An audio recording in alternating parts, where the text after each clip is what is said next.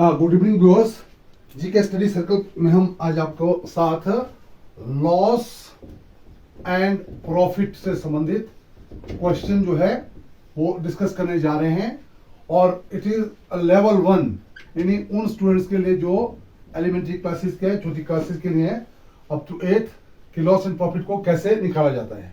Loss and profit के लिए हमारे पास कॉस्ट प्राइस और सेलिंग प्राइस का होना जरूरी है। कॉस्ट प्राइस का मतलब आप किसी वस्तु को जो है कितने में खरीदते हैं और किसी वस्तु को आप कितने में बेचते हैं। सेलिंग प्राइस यानी ये विक्रय मूल्य है, सीपी का मतलब ये क्रय मूल्य है। If CP cost price is greater than SP, अगर मान लो कॉस्ट प्राइस जो है क्रय मूल्य जो विक्रय मूल्य से अधिक है तो तब जो है लॉस होता है। लॉस कितना होता है? होता है cost price minus selling price यानी क्रय मूल्य माइनस विक्रय मूल्य।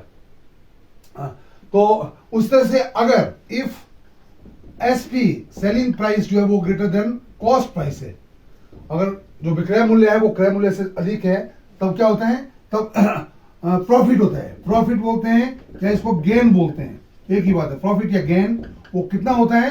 वो होता है selling price minus cost price, तो ये गेन होता है। तो ये हो गया लॉस और गेन जो है कैसे कैलकुलेट किया जाता है। अगर आपके पास ऐसा क्वेश्चन हो जिसमें लॉस परसेंट और प्रॉफिट परसेंट कैलकुलेट करना हो, मान लो लॉस परसेंट और जैसे गेन परसेंट या प्रॉफिट परसेंट या लॉस परसेंट को कैसे कैलकुलेट किया जाता है। Profit percent and loss percent are calculated on the basis of cost price. ये कॉस्ट प्राइस पर जो है इसको हम कैलकुलेट करते हैं। जैसे suppose you purchase a wall of ₹30, मतलब cost price of a wall is ₹30 and आप उसको जो है सोल्ड इट यानी selling price is equal to 25। अगर आप किसी वस्तु को जो है 30 रुपए में खरीदते हैं और 25 रुपए में बेचते हैं तो आपको इसमें लॉस होता है। लॉस कितना होगा? वो होगा CP minus SP, cost price minus selling price, यानी 30 माइनस 25 यानी ₹5। तो लॉस परसेंटेज कैसे निकाला जाता है?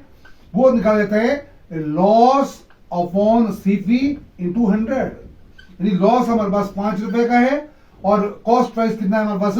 ₹30 है अपॉन इंटू 100। ये कट गया, ये हुआ 10 0 से 0 50/3 यानी होगा 16 से 2/3%। 16 3 48 2 50, तो इतने परसेंट जो है लॉस हो गया। ठीक है। उसी तरह से अगर आपके पास एक ऐसा क्वेश्चन है, suppose you purchase a pen of ₹25, cost price of a pen. Second example है,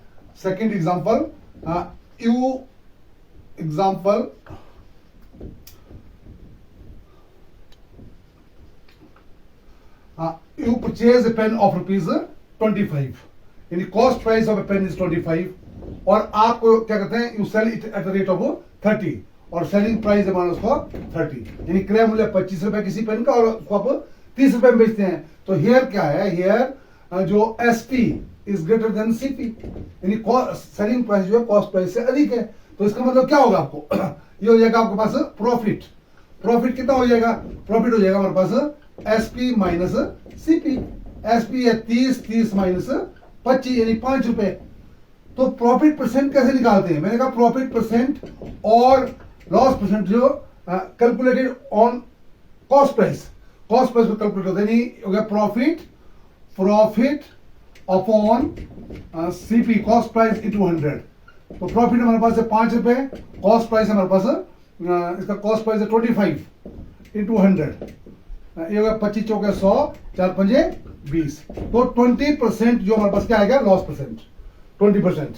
तो इस तरह से हम जो है इस मेथड के द्वारा जो आपको जो लेवल 1 है छोटे क्लास के बच्चों के लिए कि लॉस परसेंट या कॉस्ट जो प्रॉफिट परसेंट या गेन परसेंट जो कैसे कैलकुलेट किया जाता है। धन्यवाद।